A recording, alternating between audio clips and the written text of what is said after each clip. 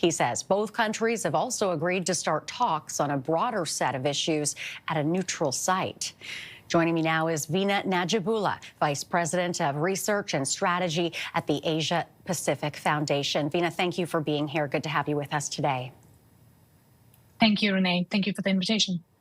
Now, given reports of continued hostilities after the ceasefire was announced, how stable could this agreement be?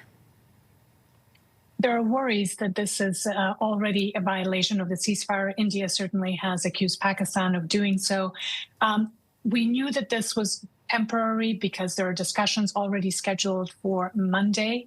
But of course, hopes were high that we would see at least a stoppage to the escalatory violence that was engulfing the region starting really on Tuesday. And of course, things really took a turn on Saturday local time. Just hours before the announced ceasefire, there was intense hostilities. And now we have a ceasefire, but there's conflicting narratives coming out of both New Delhi and Islamabad in terms of what's actually going on.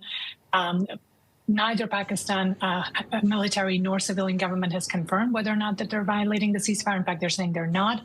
So lots of unknowns still, but of course, hopes are high given the stakes that things will be calm at least until the next set of talks on Monday.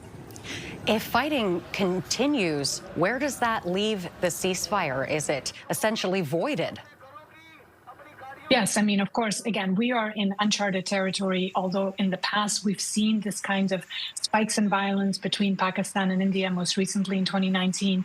What is happening this week is uncharted territory. This is a whole new level of escalation, which is why we saw President Trump, Vice President Vance, and Secretary Rubio, all of them getting involved over the last 48 hours, trying to plead with both Prime Minister Modi as well as government in Islamabad to stop the hostilities and to begin dialogue to de-escalate. So whether this holds, we don't know yet. But of course, neither side, Renee, wants to have this war. I mean, this has devastating consequences for the people in Kashmir on both sides, but it's also coming at a time when neither India nor Pakistan wants a war, and certainly the world community does not want another major conflict, given that we have Ukraine and the Middle East already. So everybody wants to find an off-ramp, de-escalation, and stop the fighting. But the situation is volatile, and a lot still is unknown.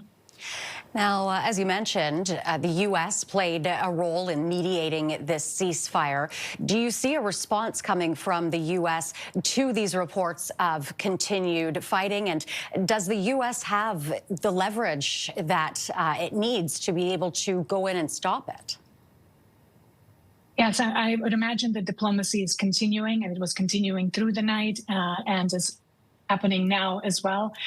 It's difficult because no country has the kind of leverage that they used to, and certainly not even the U.S. But the U.S. continues to be the most important player here. That's why it was the U.S. and U.S. intervention that led to this breakthrough ceasefire hours ago. And China, of course, is also a major player. Let's not forget that for Pakistan, China is its closest ally and has, in fact, been supplying China with all the military hardware that we're seeing on display this past week. So watching closely also what China is messaging, especially privately to Pakistan, because it seems like this most recent sort of explosions are happening, obviously, on the Indian side of Kashmir. So that means it's Pakistan that's stepping over the line. So applying further leverage on Pakistan will be critical, and then seeing what's actually on the table for the negotiations on Monday. That's another question that we're all watching, because of course, India wants to see some steps from Pakistan on not supporting terrorism, on committing to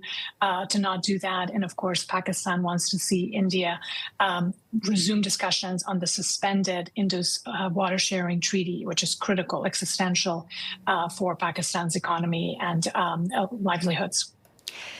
What are the potential implications globally should this fighting continue?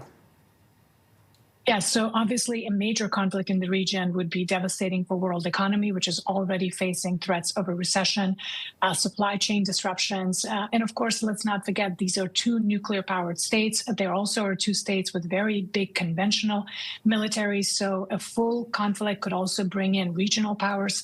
Obviously, I've mentioned already China, but also Russia, Iran, others have a huge stake. So this could be really devastating if it is allowed to escalate. And we're already at a stage of escalation that we haven't seen really since 1999, so over 3 decades.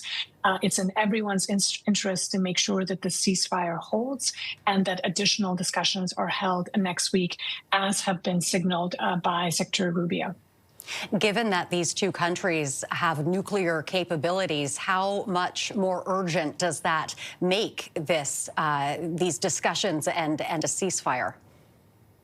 Well, again, it reiterates how high are the stakes here. But even if the nuclear issue was not on the table, these powers also have really strong conventional militaries. And that's why what we're seeing over the last few days has just been remarkable in terms of the use of drones, the use of missiles, as well as obviously the latest fighter jets, both from Pakistan, which has a Chinese-made fighter jets, but also from India, which has U.S. and European-made fighter jets. So it's a whole other level of potential military escalation with devastating implications for civilians, for people living on both sides of Kashmir, but also regionally. Yes, a lot of eyes on these two countries, and I'm sure a lot of fingers crossed, too, that they can come to some sort of agreement. We'll have to leave it there. Vina, thank you very much for being here today. Your insights are very much appreciated. That is Vina Nadjibulla, Vice President of Research and Strategy at the Asia Pacific Foundation. Thank you.